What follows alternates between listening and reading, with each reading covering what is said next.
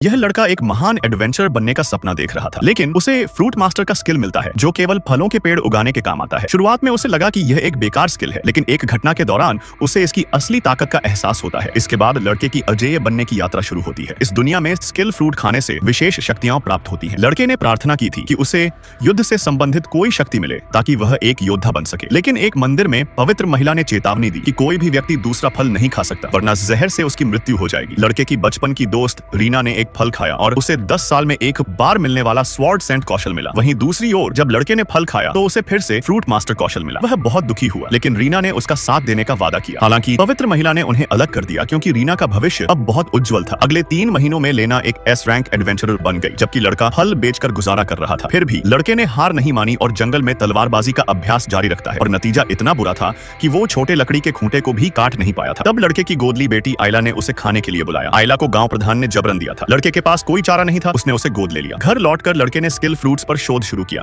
और आयला से कहा कि बगल की 2 टोकरी फल बिल्कुल न खाए। पर यह सुनकर आयला घबरा गई क्योंकि उसने उन्हीं फलों से खाना बनाया था। लड़के ने गलती से दूसरा मैजिक फ्रूट खा लिया। तुरंत लड़के को पूरे शरीर में गर्मी और बेचैनी महसूस हुई। उसे लगा कि वह अब मर जाएगा। आखिरी शब्दों में उसने आयला से कहा, खुद को दोष मत देना। लेकिन तभी एक चमत्कार हुआ। लड़का मरा नहीं, बल्कि उसे स्वॉर्ड गॉड का शक्तिशाली मैजिक मिल गया था। आयला की विशेष आंखों ने पहचाना कि लड़के के फ्रूट मास्टर कौशल की वजह से वह किसी भी फल के जहर से सुरक्षित रहेगा। अब लड़के के पास असीमित शक्तियां थी। उसने तुरंत जंगल जाकर अपनी नई शक्ति का परीक्षण ही किया और एक ही वार में भारी लकड़ी के लट्ठे को काट दिया। उसकी महान एडवेंचरर बनने की यात्रा अब सही मायने में शुरू हो चुकी थी। अगली सुबह लड़का आयला के साथ एडवेंचरर्स गिल्ड की ओर बढ़ता है। यहाँ वे इनाम पाने के लिए विभिन्न मिशन चुन सकते हैं। जैसे ही वह अपना मिशन चुनकर निकलने वाला होता है, तभी एक जाना पहचाना दृश्य सामने आता है। एक सुनहरे बालों वाला लद्दधका गुस्से में अपनी तलवार निकालता है और उसे सबक सिखाने की कोशिश करता है, लेकिन लड़का आसानी से उसके हमले को रोक देता है। यह देखकर वहाँ मौजूद सभी लोग दंग रह जाते हैं। उसके साथ ही उसे शांत कराते हैं क्योंकि उन्हें अपना पहला मिशन पूरा करने जाना था। कुछ देर बाद लड़का एक वीरान मैदान में पहुंचता है। उसका मिशन एक स्लाइम को हराना है, जिसे वह पलक झपकते ही ढेर कर देता है। हालांकि आयला उसे गिल्ड में ले जाने के लिए काटने में थोड़ा संकोच करती है, लेकिन लड़का उसे समझाता है